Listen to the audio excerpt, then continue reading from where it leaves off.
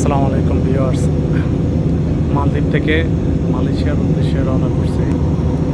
এখন মাঝ আকাশের বিমানের ভিতরে এয়ার এশিয়া বিমানে করে যাচ্ছি। তো প্রথমে এয়ার এশিয়া বিমানের কথা বলি। আপনারা যারা এয়ার এশিয়া বিমান ভ্রমণ করবেন অবশ্যই আপনাদের ট্রাভেল এজেন্সির সাথে কথা বলে ভ্রমণ করবেন, কারণ এয়ার এশিয়াতে আপনাকে ব্যাগেজে ঝামেলা করবে, তারপরে বিমানের ভিতরে আপনাকে কোনো খাবার দিবে না, তারপরে কোনো কিছু বিনামূল্যে আপনাকে সার্ভ করবে না।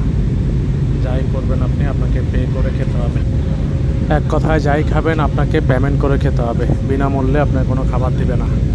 সর্বসাকুল্যে এয়ার এশিয়াতে ভ্রমণ করলে অবশ্যই ট্রাভেল এজেন্সির সাথে কথা বলে কত কেজি আপনাকে প্যাকেজ দিবে, কত কেজি আপনার প্যাকেজ ফ্রি, এগুলো জেনে নেবেন। যাক আলহামদুলিল্লাহ, মালয়েশিয়া KLCC ইন্টারন্যাশনাল এয়ারপোর্টে ল্যান্ড করে এখন আমি আমার হোটেলের উদ্দেশ্যে রওনা করতেছি। তো আমার যেখানে হোটেল হলো পুকিক বিনতান। এটা হলো আপনার মালয়েশিয়ার সবচেয়ে সুন্দর এবং টপ এরিয়া। তো বাসায় এসে আবার বাগিনা সহ ঘুরতে পেরেছি। মালয়েশিয়া থেকে অল্প একটু মালয়েশিয়া কুয়ালালামপুরের একটু দূরে অবস্থিত একটা হিন্দুদের পবিত্র মন্দির, যেখানে হিন্দুরা ওনাদের পবিত্র স্থানে এসে ইবাদতবন্দি করেন। তো আমিও দেখতে এসেছি। দেখতে এসে দেখলাম যে বিশাল বড় মন্দির, ওদের পবিত্র স্থান, অনেক বড় পবিত্র স্থান। ওরে বাবা, দেশ থেকে আসে যারা যারা এখানে আসে ঘুরতে, তারা সবাই এখানে ঘুরতে আসে, এই মন্দিরটা দেখতে আসে। তো আপনারা যারা মালয়েশিয়াতে ঘুরতে আসবেন অবশ্যই মন্দিরটা দিলে হিন্দুদের পবিত্র স্থান। যাক, এটা হিন্দুদের একটা ধর্মীয় স্থান। তো আপনি দেখতে আসলে আপনার নলেজ বাড়বে, আপনি শিখবেন, অনেক কিছু জানবেন।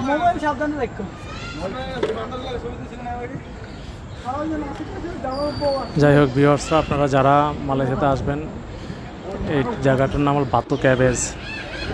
খুবই সুন্দর জায়গা, আপনারা এসে ঘুরে যাবেন।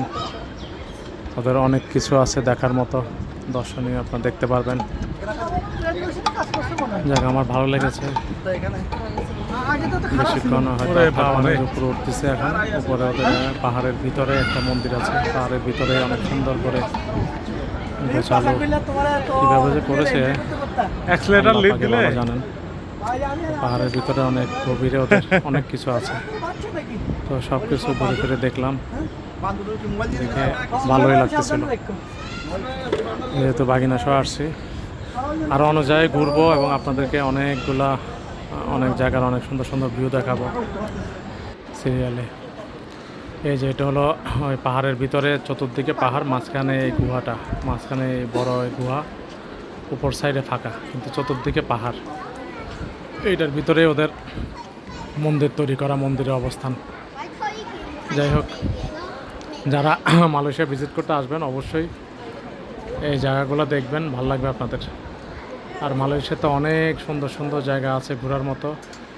মালয়েশিয়াতে আসলে অবশ্যই 4-5 দিন হাতে সময় নিয়ে আসবেন। যেহেতু আমি মাত্র 2-3 দিন ছিলাম বা 2-3 দিন থাকবো, সেই জন্য আমি সব কিছু দেখাইতে পারি নাই।